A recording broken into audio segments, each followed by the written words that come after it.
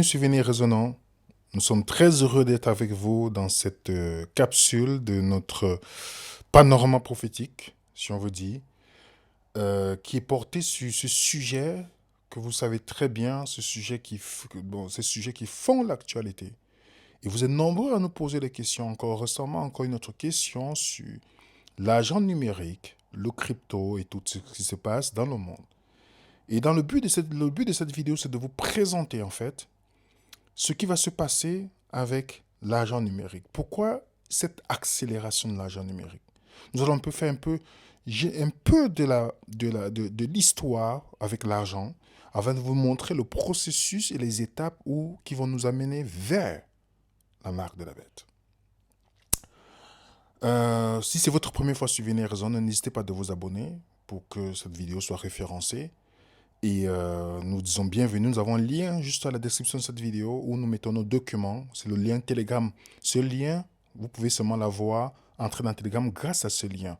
Vous ne pouvez pas chercher sur Telegram Venez Résonant. Il n'y a que des faux comptes. Mais le seul lien, c'est Venez Résonant officiel. Vous avez ici à la description de la vidéo. Donc, comme nous avons dit, l'argent numérique, la dernière phase avant la marque de la bête. Vous rappelez très bien la déclaration du président français Emmanuel Macron. On est ici en avril 2020. Vous vous souvenez bien de cette déclaration?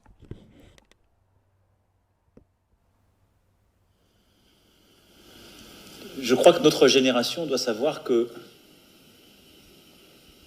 la bête de l'événement est là. Et elle arrive. La bête de l'événement est là. Et elle arrive. La bête de l'événement est là. Vous savez très bien que le Covid, pour ceux qui ont déjà suivi nos panoramas prophétiques, et vous vous rappelez, nous avons, dans nos différents panoramas prophétiques, depuis l'avènement de cette maladie, je ne veux pas citer le nom, vous savez, c'est la période de 2020, nous avons présenté dans le panorama prophétique beaucoup de choses, pas parce que nous sommes prophètes, mais parce qu'on lit. Celui qui regarde les journaux voit ce qui se passe, mais celui qui étudie la Bible sait pourquoi ces choses se passent. Et grâce à la parole de Dieu, nous avons pu vous montrer qu'il y aura ce qu'on appelle le pass climatique, l'obligation de prendre la piqûre et toutes ces choses. Et on a vu ensemble que c'est arrivé. OK? Et parce que quand il dit la bête de l'événement est là, c'est parce que cet événement va déclencher tout le processus pour arriver jusqu'à la marque de la bête. Je vous rappelle qu'il a été formé par les jésuites, comme beaucoup d'ailleurs. Je n'ai pas un problème contre lui, pas du tout. C'est juste pour vous montrer. Bon, on sait que les politiciens sont, en fait, ils jouent un rôle. OK? Les vraies personnes qui dirigent sont dans l'ombre. Donc, quelle bête? Quand on part dans le livre d'Apocalypse, nous savons qu'il y a le dragon qui va faire la guerre au reste. Le reste, qui sont les enfants de Dieu qu'on retrouve partout. Ceux qui vont prendre position. Et ne pensez pas parce que vous êtes chrétien que vous êtes seulement le reste. On a déjà traité ce sujet. Il y a beaucoup de gens dans le monde qui ont des principes et qui voient ce qui se passe. À la fin, se mettront du côté, choisiront le côté de Dieu.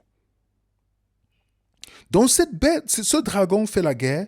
Et dans le livre d'Apocalypse, au chapitre 12, verset 12, on nous dit qu'il est animé d'une grande colère. D'une grande colère. Parlant du diable. La colère. Et lui, justement, va utiliser le système de la bête. Le dragon utilisera le système de la bête pour mener sa guerre contre les enfants de Dieu. Contre les créatures. Déjà, l'ennemi déteste les humains.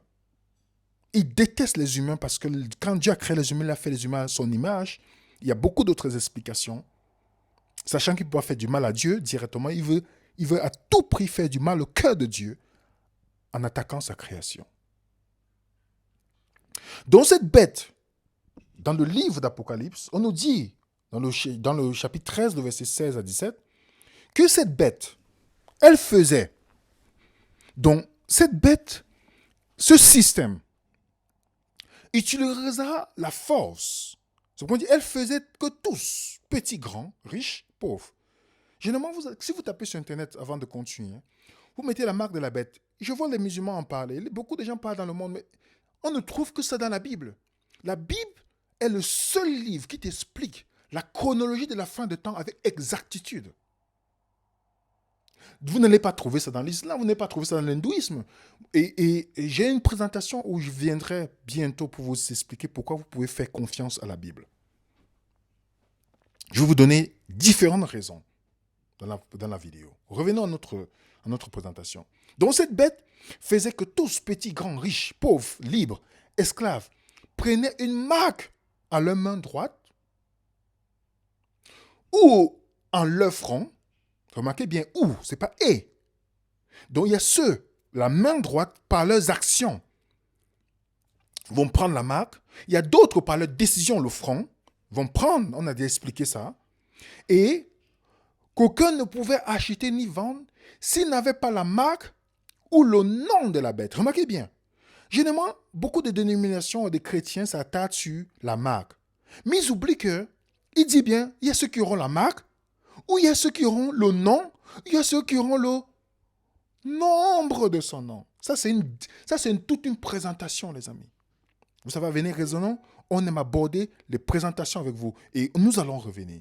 N'oubliez pas, ceux qui ne pourront ni acheter ni vendre, c'est parce que soit ils ont refusé la marque, ou ils ont refusé le nom, ou ils ont refusé le nombre de son nom. 3 choses. Donc, c'est un menu que pour acheter et vendre, soit vous allez prendre le nom, soit vous allez prendre le nombre, soit vous allez prendre la marque. Beaucoup sont attardés sur la marque et vous savez comment ça se passe? La séduction.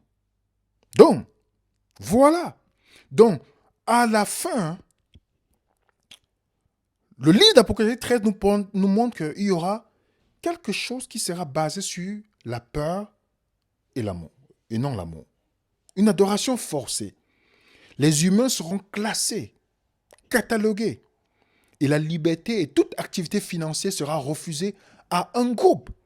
Donc ceux qui ont refusé, ceux qui refuseront, il y aura toujours une activité financière. Mais cette activité financière sera refusée à toutes les personnes qui ne suivront pas, qui n'auront pas la marque, ni le nom, ni le chiffre. OK? Alors, pourquoi l'argent numérique va contribuer à la mise en place? Pourquoi l'argent numérique va contribuer à la mise en place du système de la bête? L'argent numérique, c'est très important pour le système à venir. C'est le côté, s'ils mettent en place, dès qu'il y a l'argent numérique, vous allez voir que c'est ce qui va accélérer d'une manière exponentielle la mise en pratique de tout ce qui prépare pour l'humanité. Mais avant de passer sur ce point-là, je veux qu'on puisse commencer d'abord sur ce point. Comment l'argent a été? Comment les banques créent de l'argent? Vous allez voir que tout un système. Comment les banques créent de l'argent? Vous savez que, comme John Adams disait, il y a 2 manières de conquérir ou d'asservir une nation.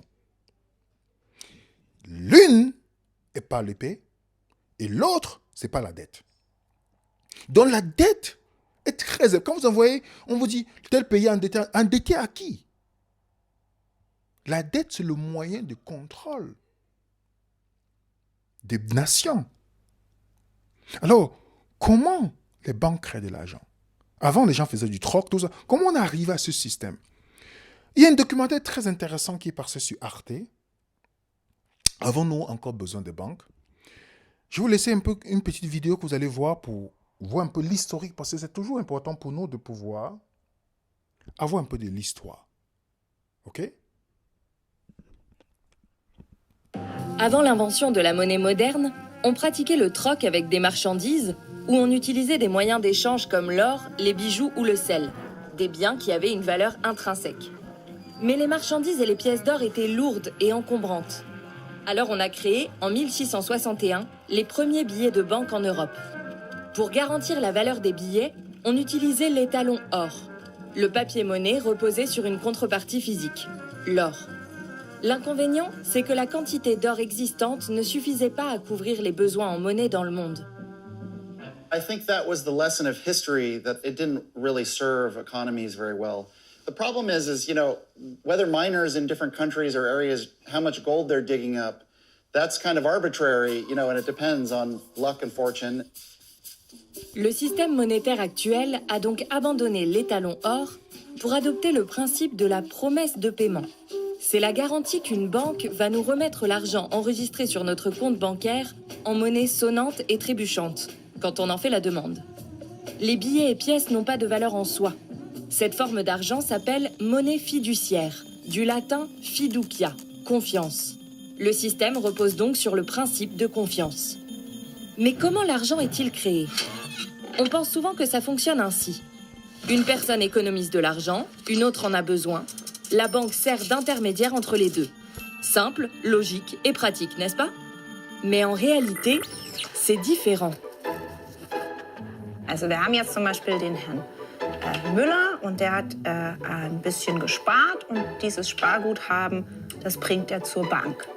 Und dann haben wir zum Beispiel eine Unternehmerin, Frau Thürigi, die braucht einen Kredit, weil sie eine neue Produktionsstraße in ihrer Firma bauen möchte. Und diesen Kredit, den schafft jetzt die Bank, indem sie Frau Thürigi auf ihrem Konto Geld gut schreibt. Also das Wichtige ist, die Bank muss nicht erst irgendwie ganz viele Einlagen einsammeln, bis sie einen Kredit weitergeben kann, sondern diese beiden Dinge sind getrennt voneinander.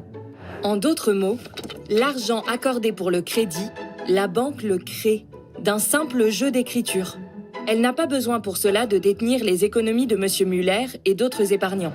Un système qui semble étrange, mais qui profite à la fois aux personnes privées et aux entreprises. Es ist der große Vorteil unseres Geldsystems, dass immer Geld da ist, wenn man es braucht, solange eine Bank einen für kreditwürdig hält. Die Bank erschafft dieses Geld dann einfach neu. Es entsteht im Prinzip aus dem Nichts.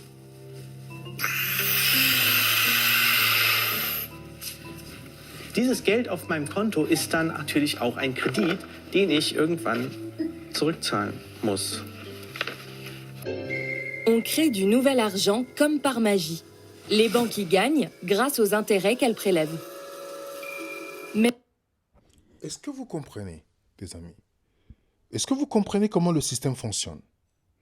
On nous dit, quand vous partez dans l'économie gouvernementale, pour ce faire, les banques commerciales vont créditer le compte courant de leurs clients du montant du prêt accordé.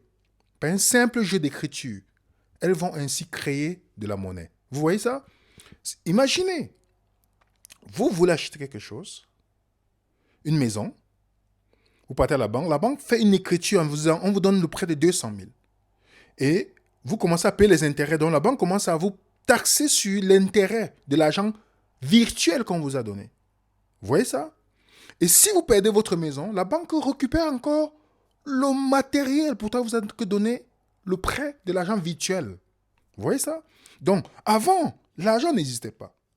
L'argent, c'était ce billet qui était équivalent à de l'or que tu avais dans ton compte.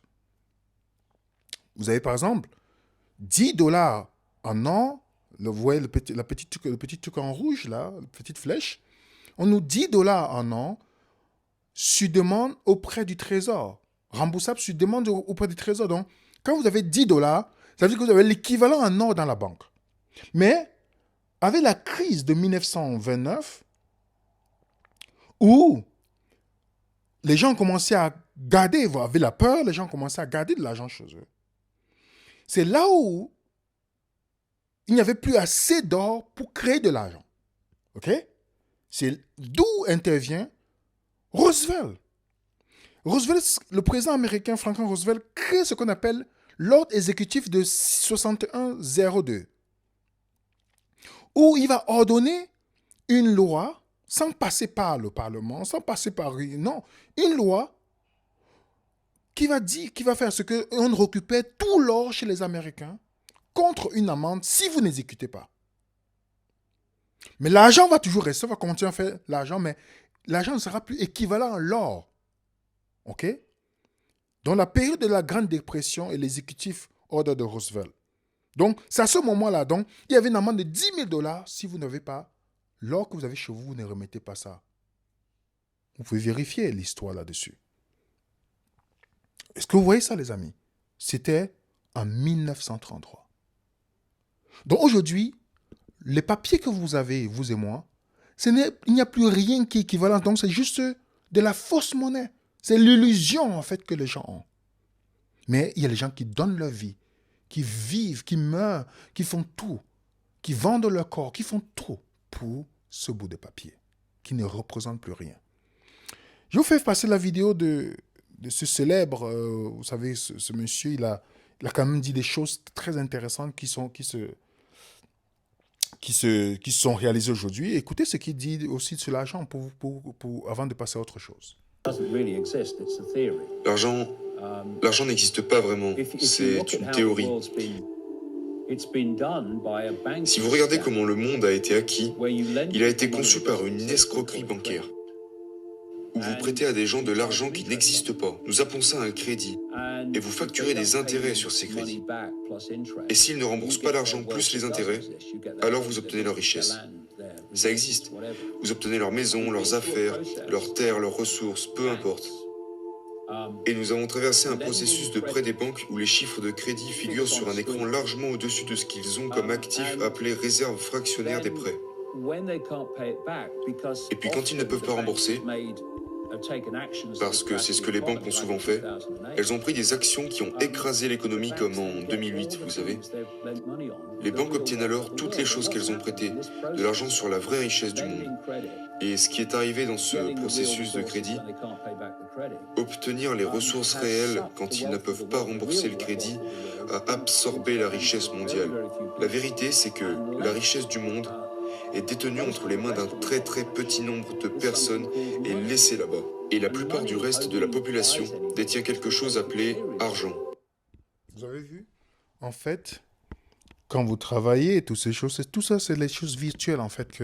C'est pourquoi Henry Ford déclarait qu'il est bon que les citoyens de la nation ne comprennent pas notre système bancaire et monétaire. Parce que je pense que s'ils comprenaient, une révolution avant demain aura lieu.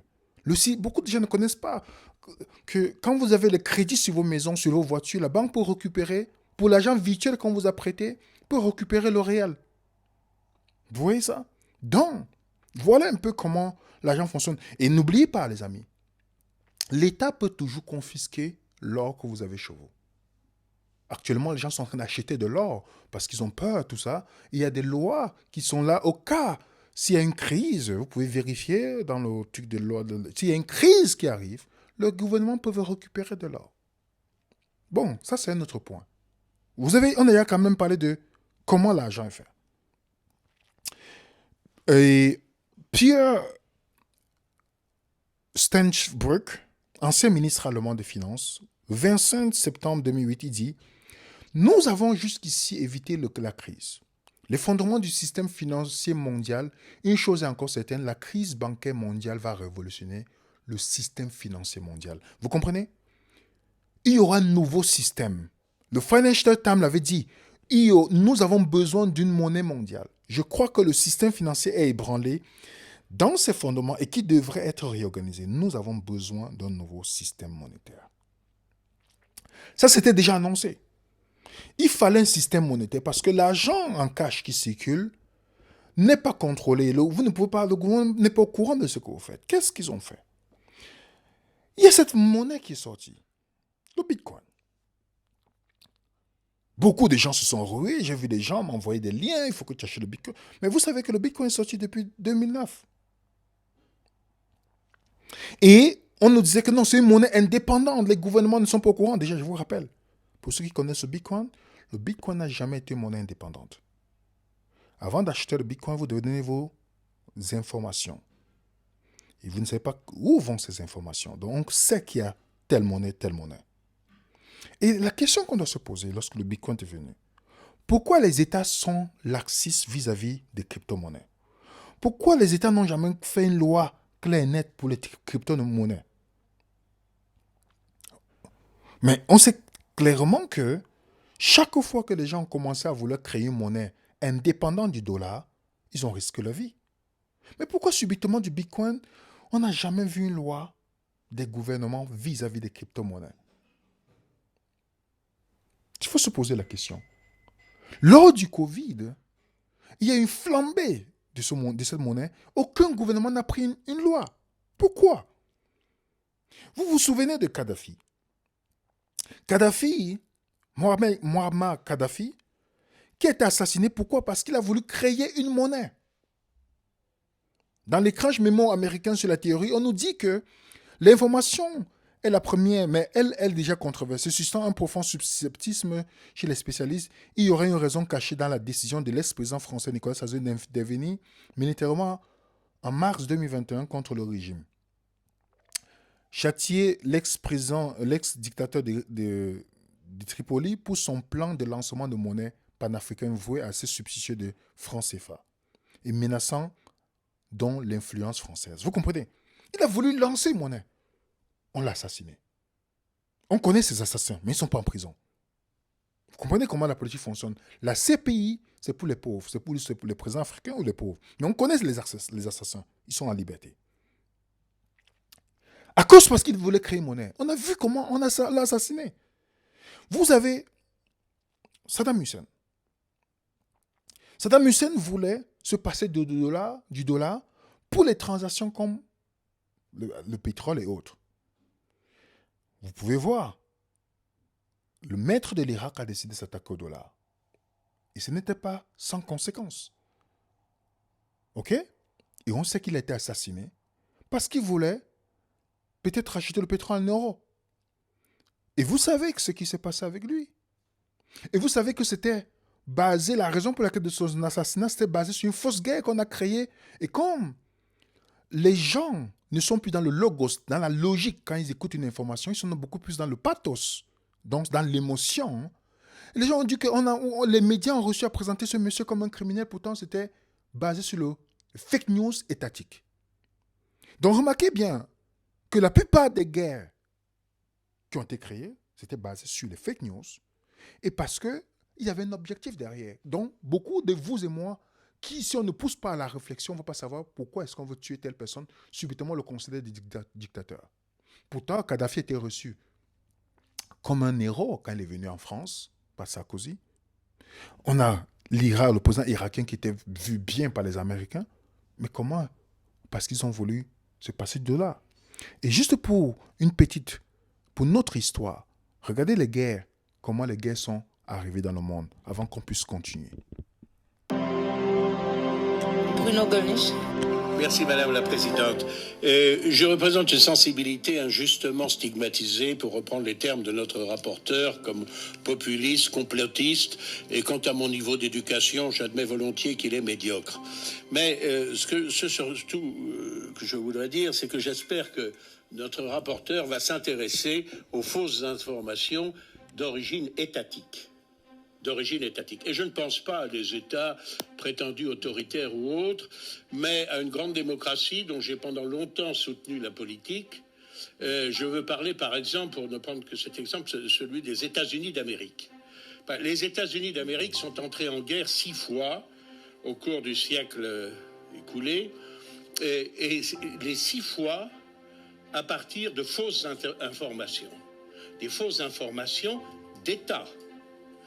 Qui n'ont toujours pas, d'ailleurs, trouvé leur réponse. Premièrement, la guerre hispano-américaine, dans laquelle on a prétendu faussement que les Espagnols avaient fait exploser le cuirassé Maine, ce qui a servi de prétexte au déclenchement de cette opération. C'était une fake news, comme on dit aujourd'hui. Deuxièmement, la Première Guerre mondiale. Je suis heureux que les États-Unis soient venus à notre secours, mais enfin, on a prétendu que le paquebot Lusitania ne transportait que d'innocents civils. On sait aujourd'hui, par les plongeurs qui l'ont exploré, qu'il était bourré de munitions jusqu'à la gueule, en violation de la neutralité américaine. Troisièmement, la Deuxième Guerre mondiale. On a prétendu que les Japonais avaient attaqué sans déclaration de guerre. On sait très bien que le gouvernement américain était au courant et qu'on les a fait poireauter au département d'État de telle façon que les hostilités précisément soient commencées avant la déclaration de guerre. Quatrièmement, la guerre du Vietnam, pour laquelle j'ai soutenu la politique américaine, car je croyais, un peu naïvement peut-être, à la nécessité de protéger le monde libre contre les communistes. L'incident du golfe du Tonkin, on le sait aujourd'hui, a été délibérément provoqué par les États-Unis d'Amérique. Cinquièmement, la première guerre du Golfe, dans laquelle le consentement du Sénat américain n'a été accepté à une faible majorité que parce qu'on en a prétendu que la soldatesque irakienne avait débranché les couveuses pour enfants prématurés à Kuwait City. On sait aujourd'hui que c'est un montage qui a été fabriqué par, notamment avec l'aide de la fille de l'ambassadeur du Koweït et qui a été commandé par le gouvernement américain à une entreprise de communication parce que l'on savait que ce qui pouvait déclencher l'adhésion des parlementaires américains, c'était précisément des exactions contre les nouveau-nés. Sixièmement, et enfin, peut-être le plus emblématique, le secrétaire d'État américain Colin Powell, agitant à la tribune du Conseil de sécurité des Nations Unies, c'est la deuxième guerre du Golfe, une fiole censée contenir un poison fabriqué par le gouvernement irakien et dont on sait aujourd'hui qu'il ne contenait que du pipi de chat. Alors, moi, quand j'entends parler de fake news, je me demande si l'on va véritablement réagir contre les fake news d'origine gouvernementale. Et vous comprenez, les amis, donc il y a la plupart de guerres, certes, les gens suivent beaucoup d'actualités par des médias subventionnés par des gouvernements en pensant qu'ils sont là pour nous informer, pourtant c'est que la plupart sont dans la propagande. Et ainsi, les gens perdent la logique, comme je disais tout à l'heure, le logos, pour se tourner vers le pathos, c'est-à-dire l'émotion. Et par les émotions, on essaie d'amener des personnes, et voilà. Et la plupart de ces guerres, c'est parce que les États ou les gens privés qui ont mis ces gens en place ont des objectifs. Donc, quand vous voyez les guerres qui ont été faites en Libye, les Libyens vivaient bien dans leur vie. Parce que, à cause de quoi la monnaie? Donc, revenons un peu sur ce que je disais. Dans le Bitcoin que vous voyez, pourquoi est-ce que les gouvernements n'ont jamais cherché à s'attaquer au Bitcoin? Pourquoi? Et surtout, le Bitcoin était révélateur lors du Covid, le Bitcoin est révélateur du coronavirus. À cette période, on a une flambée. En plus, je vous rappelle, ça prend de l'ampleur. Même aux États-Unis, personne ne réagit. Tout le monde, on ne dit rien. C'est pourquoi je n'ai jamais adhéré aux crypto-monnaies.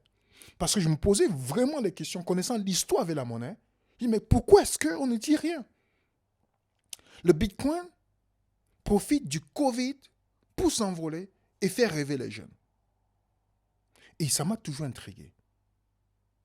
Ça m'a toujours intrigué au point où j'ai dit, j'ai des amis au Canada, en Europe, j'ai même des personnes en Suisse, en Belgique, les gens qui m'appelaient pour dire, oui, j'ai un réseau de crypto, il faut que tu achètes, ça va te permettre de garder l'argent, ça va monter en valeur.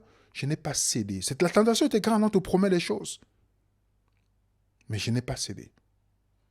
Parce que j'ai trouvé toujours ça ambigu. On a, par exemple, ici, le Bitcoin rafle la mise. Et, soi-disant, il n'y a pas d'intermédiaire, parce qu'on dit les crypto-monnaies, c'est sans intermédiaire. Il n'y a pas de point central. OK? Mais nous savons que cette monnaie n'est pas décentralisé. Il faut passer par les plateformes et il faut aussi donner des informations. OK? Et je vous rappelle que l'objectif monnaie a été raté parce que c'est beaucoup plus une spéculation, le Bitcoin. Les coûts montent et descendent. Et vous ne pouvez pas acheter votre pain avec le Bitcoin. Impossible. Alors, pourquoi le Bitcoin n'a jamais... Si vous regardez celui qui a créé le Bitcoin, vous allez comprendre qu'il y a un lien avec ces gens privés dont je vous parle. Parce que le Bitcoin a été, comment on dit les Anglais, trap, comme un piège. C'était un piège pour préparer, habituer les gens à ce nouveau système avant que le gouvernement n'intervienne. OK? Je ne sais pas si vous comprenez. Si vous voyez par exemple comment le Bitcoin contribue à l'émergence du franc suisse numérique, Vous avez l'émergence des crypto-monnaies a incité les banques centrales, le secteur bancaire privé à repenser à l'argent en le dotant de dernières technologies numériques. C'est ce qui arrive également au franc suisse. Vous avez l'événement des monnaies numériques étatiques se précise. On a de plus en plus la Chine, l'Europe, tous les pays, le Canada. Et il y a cet magnifique article de Tim Wallace que je vous suggère d'aller lire.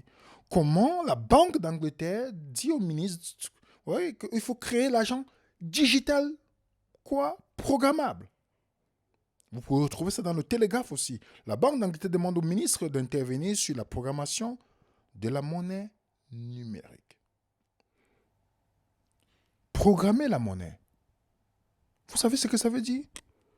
Programmer la monnaie qui veut dire que vous ne pouvez que payer certaines choses avec l'argent là. Je ne sais pas si vous voyez que quand vous achetez, quand on vous donne, si vous êtes sur l'aide sociale, que moi je ne conseille jamais, à moins que vous avez une maladie vraiment, je ne conseille pas quelqu'un d'être sur l'aide sociale. Si vous êtes sur l'aide sociale, ou peut-être avec la crise financière, il y aura le salaire universel. De base, pour tous les chômeurs ou les gens qui, voilà, on nous habitue avec le confinement, vous êtes confinés et vous avez les aides de l'État. Donc cet argent, en fait, c'est un argent que vous ne pouvez pas acheter. Le gouvernement vous donne l'aide sociale, vous ne pourrez pas acheter, par exemple, chez vous, un ordinateur. Vous allez seulement acheter les produits de consommation avec, alimentaires, de première nécessité. Donc cet argent est programmable.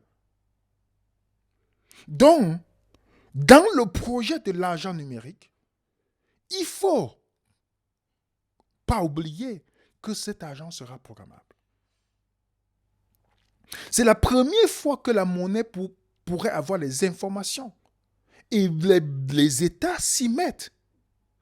Tout simplement pour vous dire qu'on va lutter contre le blanchiment. Toujours pour votre bien. Pour vous protéger, il faut moins de liberté. Contre le blanchiment et contre le terrorisme. On sait qu'avec ça, c'est fini, la logique. On passe à l'émotion. L'euro numérique, le plus grand chantier monétaire de la BCE depuis 20 ans. La BCE veut lancer un euro numérique pour concurrencer les crypto-monnaies. Et ce qui fait que les crypto-monnaies ne vous serviront à rien. Parce que l'État maintenant a préparé le terrain. Et maintenant, vous sert maintenant sa crypto-monnaie. Vous pensez que vous allez utiliser le Bitcoin quand l'État a fait sa chose? Non, impossible. Oubliez ça. Vous avez l'euro numérique. L'euro numérique. Question fréquente posée sur l'euro numérique. Il vous dit d'abord, non, ce n'est pas obligatoire pour tout le monde. Tout ça, vous avez le pound, digital pound. Oh non, ce n'est pas obligatoire. Vous avez le Canada, la Banque du Canada. En route vers la monnaie numérique, la BCE dévoile les contours du futur euro numérique.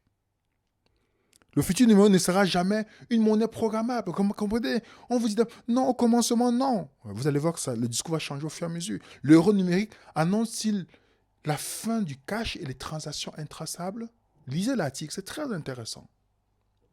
Vous avez même l'inquiétude du sénile en France, qui dit euro numérique, quel enjeu pour la vie privée et la protection des données personnelles. OK?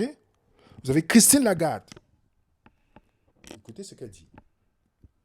The digital euro is on the move. Yesterday, the Governing Council of the ECB approved the opening of the preparation phase. It will be a journey, and we will walk the journey together with the legislator.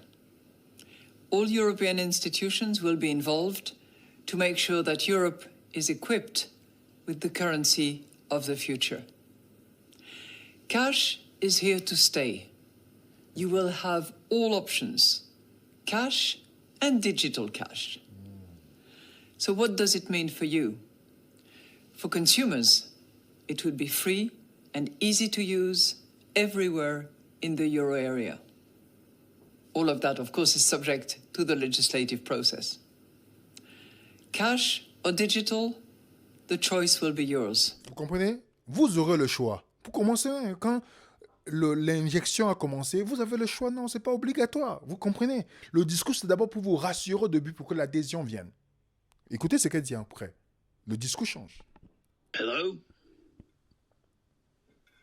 Hello? Can you hear me? I can hear you very well. Okay, Madam President, I know there are many protests in Europe against the electronic euro. What is the reason? We have to be ready. No, the problem is they don't want to be controlled. They don't want to... Yeah, but you know what? Now we have in Europe this threshold. Above 1,000 euros, you cannot pay cash. If you do, you are on the grey market. You take your risk. You get caught, you are fined, or you go in jail. But, the digital euro is going to have a limited amount of control. There will be control, you're right. You're completely right. We are considering whether for very small amounts, anything that is around 300, 400 euros, we could have a mechanism where there is zero control. But that could be dangerous. The terrorist attacks on France back 10 years ago were entirely financed by those very small anonymous credit cards that you can recharge in total anonymity. Mm-hmm. The question is now I think that it's a joke, like a joke, that the next currency will be firewoods for Europe. Will be what? Donc vous comprenez que non, ce sera pour un petit montant, il ne sera pas contrôlé. Mais c'est pas, vous comprenez? Vous avez vu le discours? Ah, les terroristes, ils ont utilisé un petit montant. Donc, ne faites pas l'illusion. Ne vous faites pas d'illusion. Christine Lagarde admet que l'euro numérique ne sera pas totalement anonyme. Est-ce que vous comprenez? Vous voyez comment les discours changent? Si vous croyez à la parole politique, alors vous êtes vraiment très naïf. Excusez-moi, ce n'est pas une insulte. Parce que nous savons comment ces paroles ne tiennent pas comme plus... Ce n'est même pas plus solide que l'étoile d'araignée. Donc, l'euro numérique est en train d'avancer. Vous partez sur la tribune. Quels sont les vrais enjeux de la monnaie numérique électronique, la monnaie électronique? Il y a un endroit que j'ai souligné, vous pouvez retrouver l'article. Traçabilité. Les transactions effectuées avec la monnaie électronique peuvent être traçables. Cela signifie qu'il est possible de retracer l'historique des transactions, ce qui peut contribuer à renforcer la transparence et prévenir les activités illégales telles que les blanchiments d'argent. Vous comprenez, les amis? Monnaie numérique, il faut craindre les immenses pouvoirs de la Banque centrale. Oui, dans l'article, c'est très intéressant. Pour justifier la création d'une monnaie numérique, la Banque centrale invoque le souci de protéger notre économie en assurant l'accès des Canadiens à des moyens de paiement numériques officiels, sûrs et stables. Ah, toujours pour votre bien, le gentil papa qui veut votre bien. En revanche, elle reste muette quant aux caractéristiques de cette monnaie. En l'occurrence, elle escamote le fait qu'en plus d'offrir une autorité aux accès intégral de l'information financière de chaque citoyen, la MNBC est programmable par la Banque centrale elle-même. Or, comme le souligne le contrôleur européen de la protection des données, la programmabilité de la monnaie, en fait, engendre un risque systémique de surveillance et de profilage et de contrôle. Donc, ne nous faisons pas d'illusions.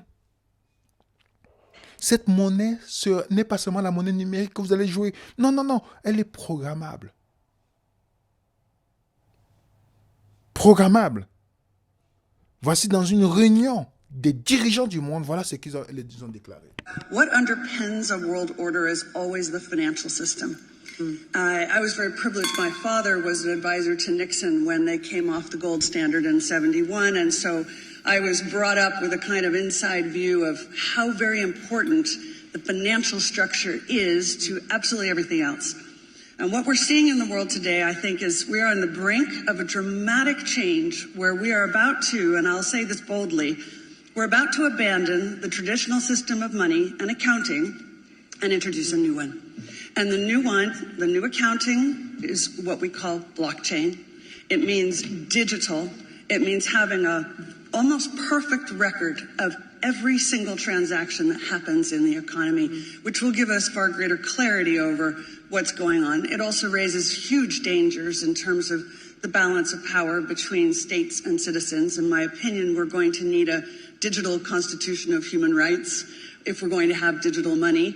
But also, this new money will be sovereign in nature. Most people think that digital money is crypto and private. But what I see are superpowers introducing digital currency. The Chinese were the first. The U.S. is on the brink, I think, of moving in the same direction. The Europeans have committed to that as well.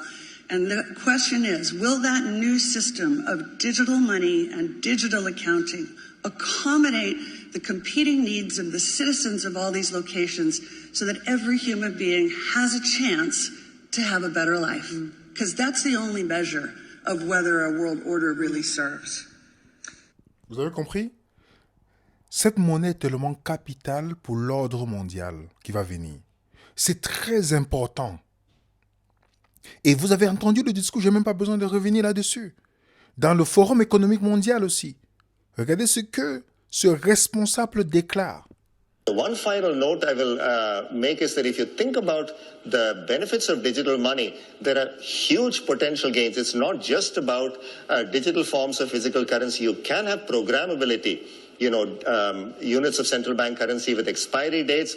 You could have, as I argue in my book, a potentially better and some people might see it, or a darker world where the government decides that units of central bank money can be used to purchase some things, but not other things that it deems less desirable, like, say, ammunition or drugs or pornography or something of the sort.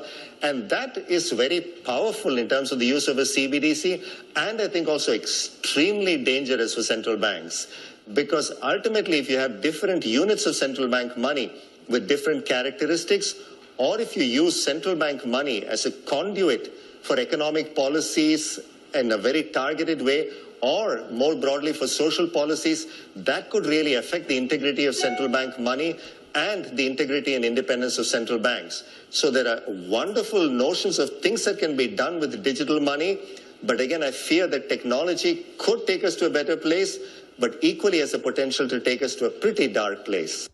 Vous avez compris? Donc, l'argent que vous allez recevoir, votre salaire, ce sera programmé pour payer, par exemple, votre loyer. Vous ne pouvez pas acheter autre chose. Si vous recevez l'aide du gouvernement, vous ne pouvez pas acheter autre chose. Et il y a une date d'expiration. En fait, vous ne pouvez pas faire des épargnes. Est-ce que vous voyez ça, les amis? Ce qui fait que le forum avait déjà prédit la carte de crédit avec les limites de dépenses en émissions de gaz. Donc, ce qui fait que les nouvelles cartes de crédit, selon votre régime végétarien, végétalien ou pas, on va vous mesurer votre impact carbone. Donc, vous aurez aussi un crédit de carbone qui sera lié à votre carte. Pour les paiements, vous pouvez vérifier. OK? Des nouvelles cartes. Donc, ce qui fait que vous serez obligé de consommer pour certaines choses et vous ne pouvez pas consommer l'argent ainsi pour dépendre uniquement de votre source de revenus. Est-ce que vous comprenez, les amis, où est-ce qu'on est en train d'aller?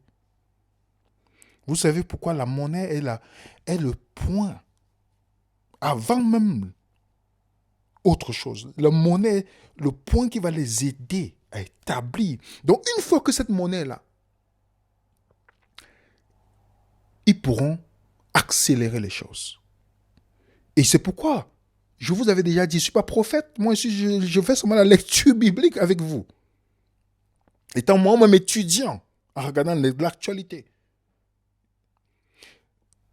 Nous n'allons plus sortir, on va aller de crise en crise. Parce qu'il faut que le système financier soit à terre. Il faut créer des crises. Donc, nous allons vivre les pandémies et des pandémies. Ce n'est jamais arrivé dans l'histoire de l'humanité. Je vous dis parce qu'il faut une accélération. Et vous savez très bien, ce qu'on a vécu premièrement, on disait d'abord que non, c'est venu de nulle part. On sait très bien que c'était déjà préparé. Je pourrais revenir, si vous demandez dans les commentaires, on pourra revenir sur une présentation pour montrer pourquoi on ne sortira plus des crises. Je vous laisse écouter le député européen qui nous dit quelque chose de très I intéressant. have bad news. The member states and the European Parliament came to an agreement. It means that probably not far from now, the digital identity will be a fact in the European Union. Right after this agreement, Commissioner Breton said, now we have the digital identity wallet, we have to put something in it. And what he meant was the digital euro, also known as the central bank digital currency. And this is a very bad development. They always promise us not to make this connection. And even a lot of experts, privacy experts and security experts, warned also last week this is a very bad idea for our privacy and our freedom. And still, this digital identity is pushed through. But it's not too late, because we still have to vote on this in the plenary.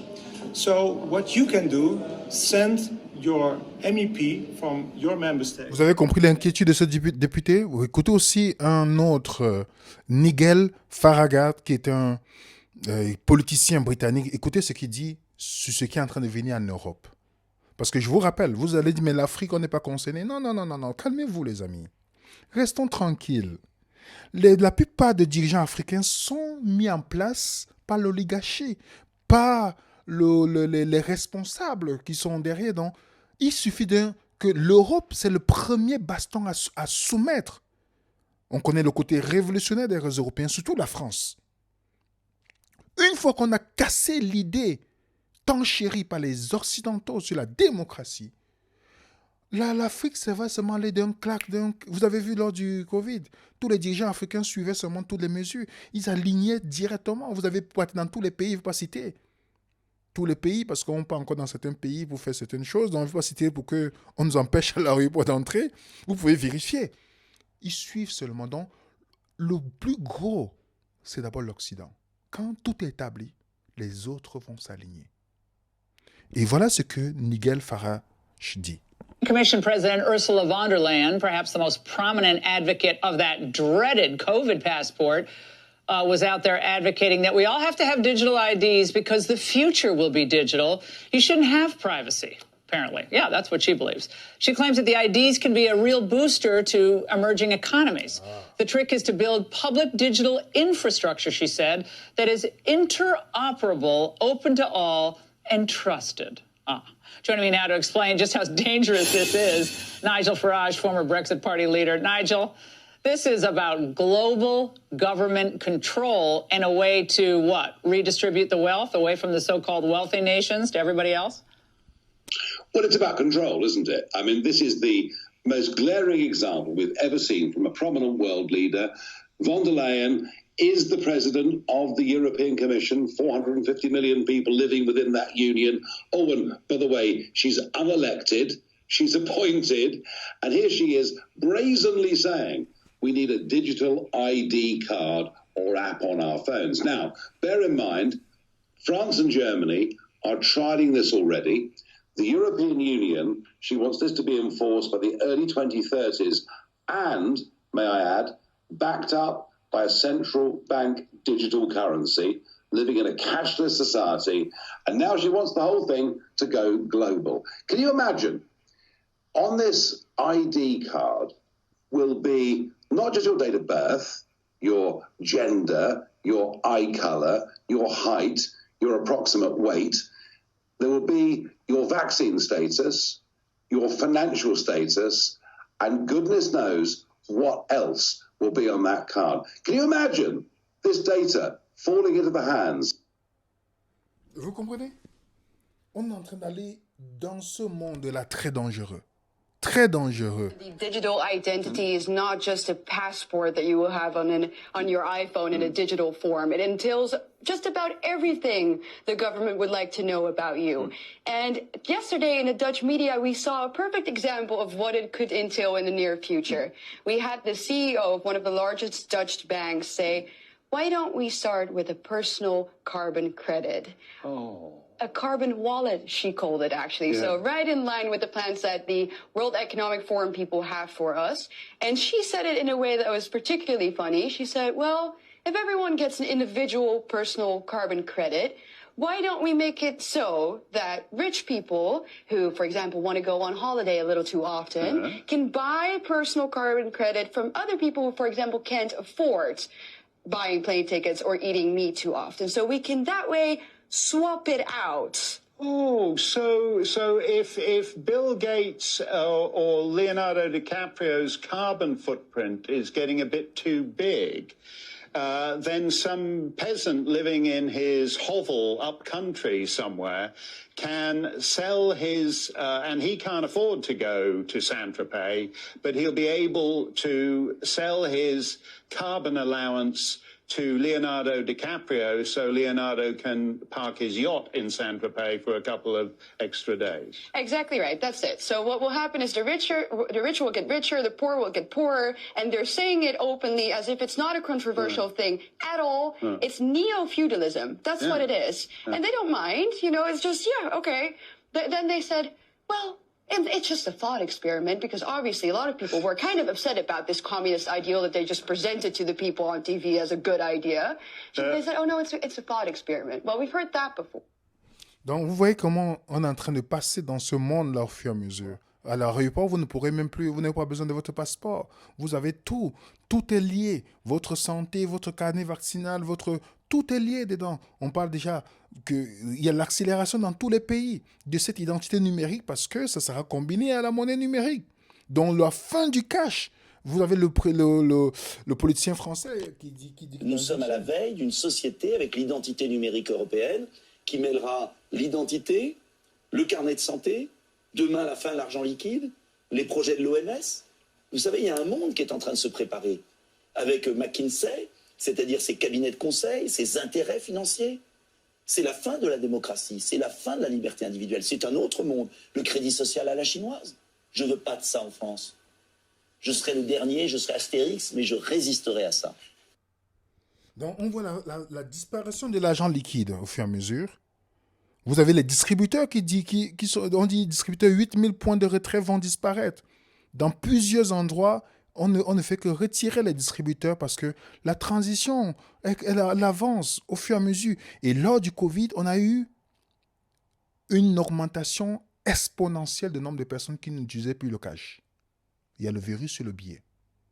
Donc le Bitcoin et les monnaies numériques que vous connaissez, il y avait cet objectif.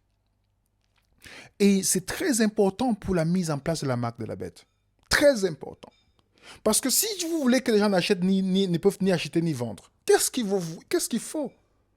Qu'est-ce qu'il faut? Regardez les gens qui écrivent dans le livre de Patmos. Vous allez dire, mais la Bible, c'est un livre qui est vieux, ancien. Mais on est en train de tendre exactement vers le monde que avant la marque de la bête, avant toutes ces choses, il faut contrôler la monnaie. Il faut contrôler le moyen financier qui régit tout le monde entier. Il faut contrôler toutes les transactions. Sous le nom du terrorisme et du blanchiment d'argent, on va amener ce but. On va arriver. Ce qui se cache derrière l'identité numérique, avec la monnaie numérique, tout ça, c'est justement cet agenda dont la Bible avait déjà parlé. Il y a cette conférence de Olivier Delamarge, qui est très intéressant, que vous pouvez voir avec Guy de la Forterelle. Et il disait quelque chose de très intéressant. Moi, je prends ces gens, je ne prends pas nécessairement les chrétiens pour vous montrer, je prends les gens qui sont dans le domaine et qui disent des choses que si vous êtes chez vous assis, écoutez cette étude, ce partage, vous allez comprendre qu'on n'est pas dans la blague là. Écoutez ce qu'il dit.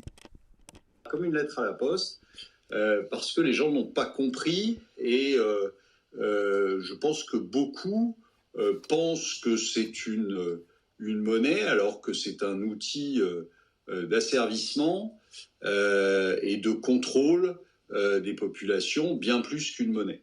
Voilà. C'est mon avis. Après, on va voir si tu le partages, mais c'est pour moi clairement, si tu veux, au-delà d'un simple instrument monétaire, c'est bien plus que ça. Ça va servir à camoufler toutes les toutes les conneries qu'ils ont faites depuis 20 ans. Et ça va servir surtout à contrôler parfaitement la population, parce que je pense qu'ils commencent à avoir peur tout de même. Ils commencent à se rendre compte que beaucoup de gens se sont rendus compte que c'était des salopards. Et donc, quoi de mieux que la monnaie qui, aujourd'hui, te sert à vivre, hein, tout simplement. C'est-à-dire, tu peux plus... tout est objet de commerce. Donc, dans les villes, tu peux difficilement avoir ton petit jardin pour te nourrir. Donc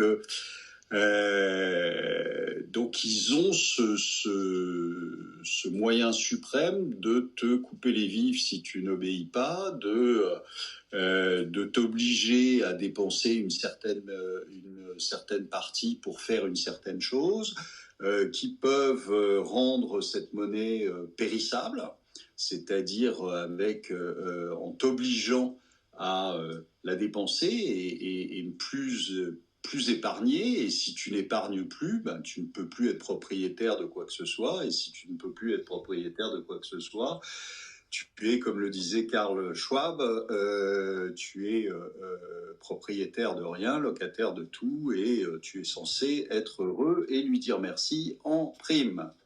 Voilà. Donc vous avez compris pourquoi il dit que vous ne possédez rien, mais vous serez heureux. Ça, c'est le Forum économique mondial qui le dit. Donc, vous savez, on est en train d'entrer dans ce monde, peut-être pour l'instant, beaucoup d'entre nous, dans le piège dans lequel nous sommes entrés, où on est en train d'aller. Il y a des gens qui commencent à acheter de l'or, conseillé par Robert Kiyosaki, qui dit, bon, vous pouvez acheter de l'or et de l'argent pour l'instant. Oui, il y a beaucoup qui achètent. Il a dit des bonnes choses. Mais n'oubliez pas qu'il y a des lois dans les gouvernements qui pourront récupérer cet or à tout moment.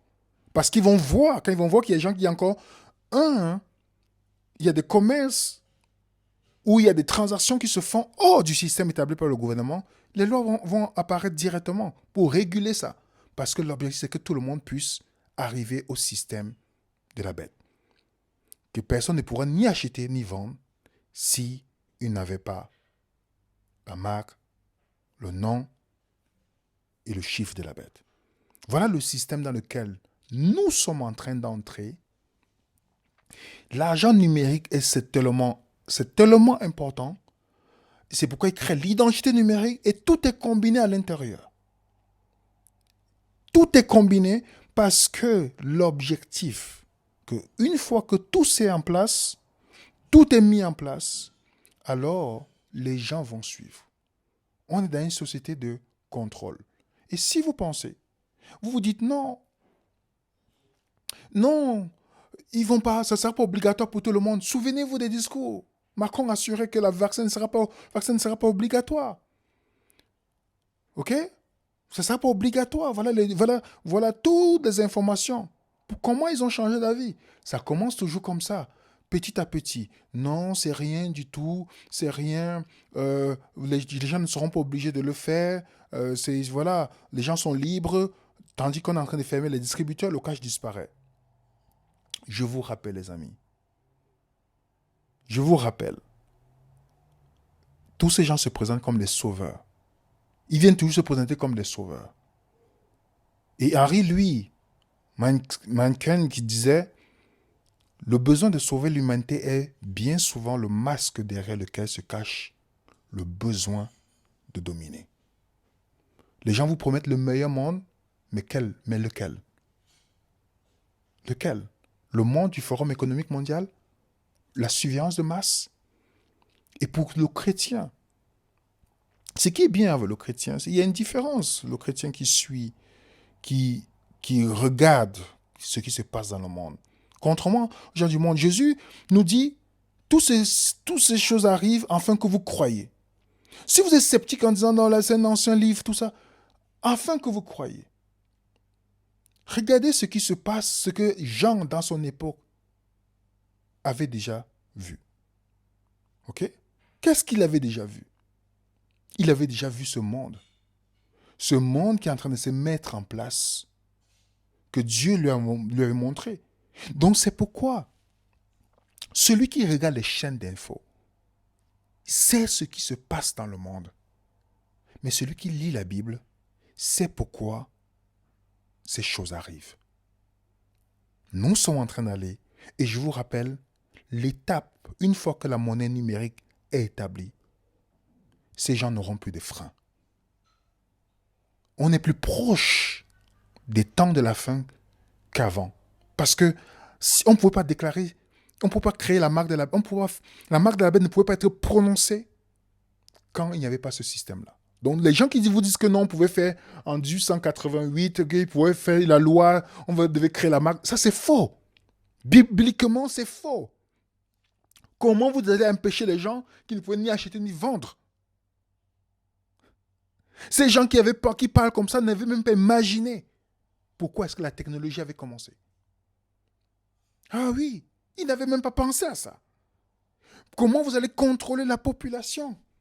Regardez comment l'argent a commencé. Ils ont une visée. Cette visée, c'est d'arriver à établir un moyen de contrôle financier. Et tous ceux qui ne vont pas se soumettre seront exclus du système. Donc si vous savez déjà que vous voulez vivre en acceptant, en vous appuyant uniquement sur les mérites que Dieu nous donne, si vous savez que vous allez vivre, parce qu'il y a d'autres personnes qui vont se tenir fermes pour l'instant parce qu'ils vont dire, après, vous savez, beaucoup de gens qui ont dit, je ne prendrai pas la piqûre. Et vous savez ce qui s'est passé, je ne juge pas ces personnes-là. Ce n'est pas un jugement. Mais je vous dis simplement que ceux qui ne vivront pas dans le système, ils seront exclus. Vous ne pourrez pas avoir droit aux soins. Vous ne pouvez pas avoir droit au logement. Vous pouvez avoir droit à beaucoup de choses. Alors, posez-vous la question. Est-ce que vous commencez, vous et moi, est-ce que nous commençons à vivre d'une manière à être hors du système? C'est-à-dire ne pas être dépendant de nos biens, comme la femme de Lot. Jésus a dit, souvenez-vous de la femme de Lot. Est-ce que je vis de manière que je prends bien soin de ma santé pour que demain, si on me refuse accès à l'hôpital, déjà, il faut que je vite cette possibilité d'avoir accès. Est-ce que je vis d'une manière que je ne peux pas être contrôlé par le système? Beaucoup d'entre nous sont maintenus encore dans des dettes.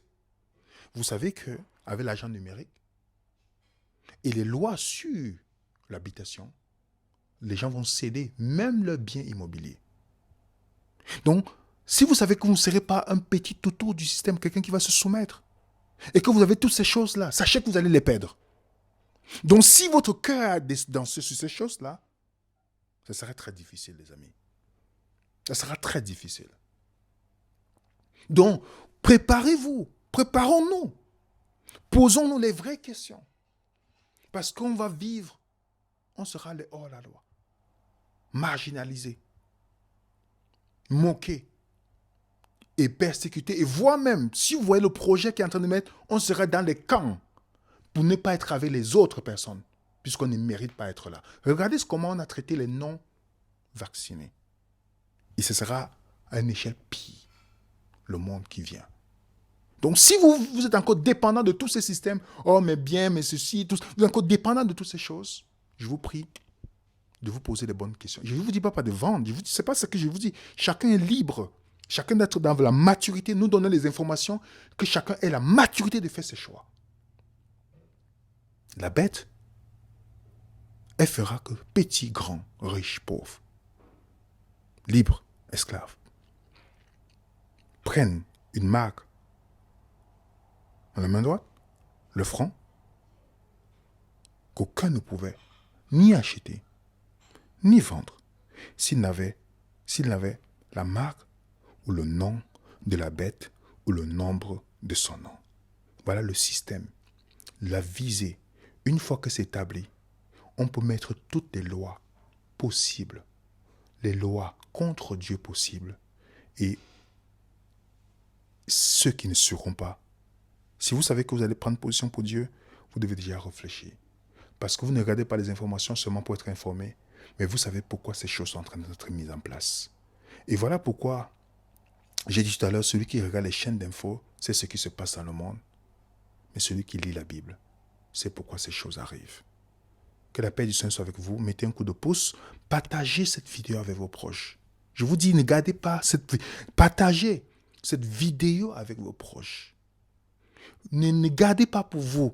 Partagez partout que vous pouvez. Partagez ces vidéos, les amis, s'il vous plaît.